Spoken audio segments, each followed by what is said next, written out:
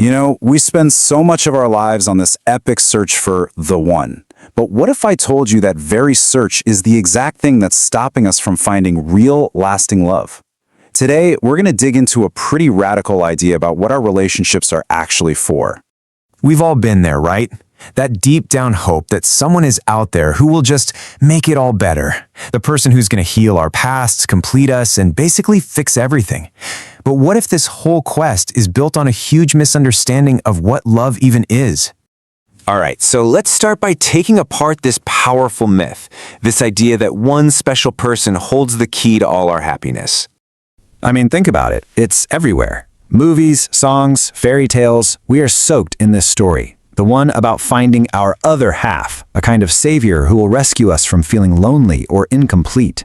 It's a story we hear so often, we just assume it's true. And this is exactly the cultural script that Marianne Williamson takes on in her classic book, A Return to Love. She basically argues that this whole search for a savior isn't just a little misguided. She says it's the main thing blocking us from real connection. According to Williamson, this constant hunt for someone to save us is a trap. It's designed to keep us looking, always needing something outside of ourselves to feel whole. This pattern comes from what she calls the ego, our thought system that's based in fear, and it runs on one very frustrating rule: seek and do not find. So, to figure out how to get out of this trap, we have to understand Williamson's most fundamental idea. She says that everything we do, everything we experience, comes from one of only two places. And that's it. It's a really simple but incredibly powerful choice. Every single thing you think, say, or do springs from either a place of love or a place of fear. There's no in between. And choosing between those two, well, that's what drives our entire lives. And when you look at them side by side, you see they are complete opposites. Fear. That always shows up as things like attack, judgment, and a feeling of being separate, which, of course, just leads to pain. But love looks like acceptance, forgiveness, giving, and a sense of union that brings us peace. They're two totally different worlds. Here's the kicker. Williamson's argument is that our default setting, who we really are deep down, is love. Fear is the stuff we pick up along the way. It's learned behavior. So the journey isn't about going out and finding some new thing. It's about unlearning all the fear so we can get back to the love that's been inside us all along.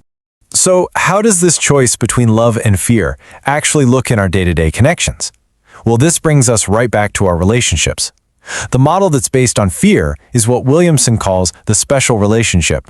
A special relationship is totally built on that myth of finding a savior. It's the ego's perfect version of love, where we convince ourselves that this one special person has the power to make us happy and fill that empty feeling inside. We basically turn them into an idol that's supposed to save us from ourselves.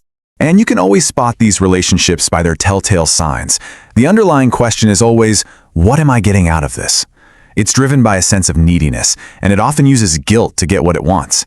It makes us hide who we really are, our weak spots, our fears, because we're terrified of being rejected.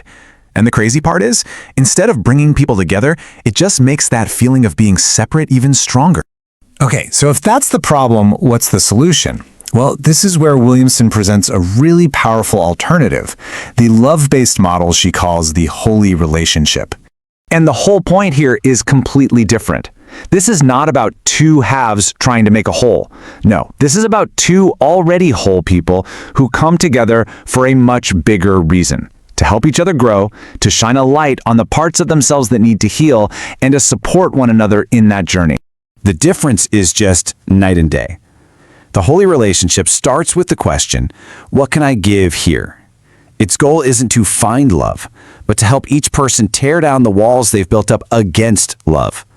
It becomes a safe container for total honesty and healing, where the relationship itself is seen as a kind of sacred assignment for growth.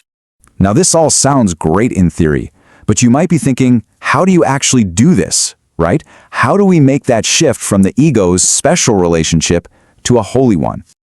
Well, Williamson lays out a pretty clear path. First, you have to commit to being rigorously honest, creating a space where you can both share anything without being afraid the other person will leave. Second, you have to actively let go of judgment and choose forgiveness over and over again, because that's what keeps your own heart open.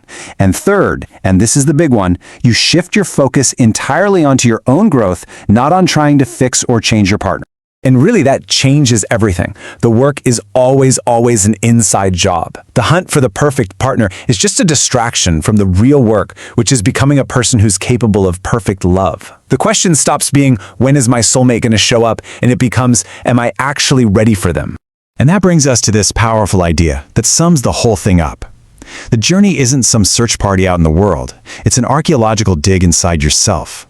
It's about taking down, brick by brick, the walls you've built, so you can finally get back to the love that was always there.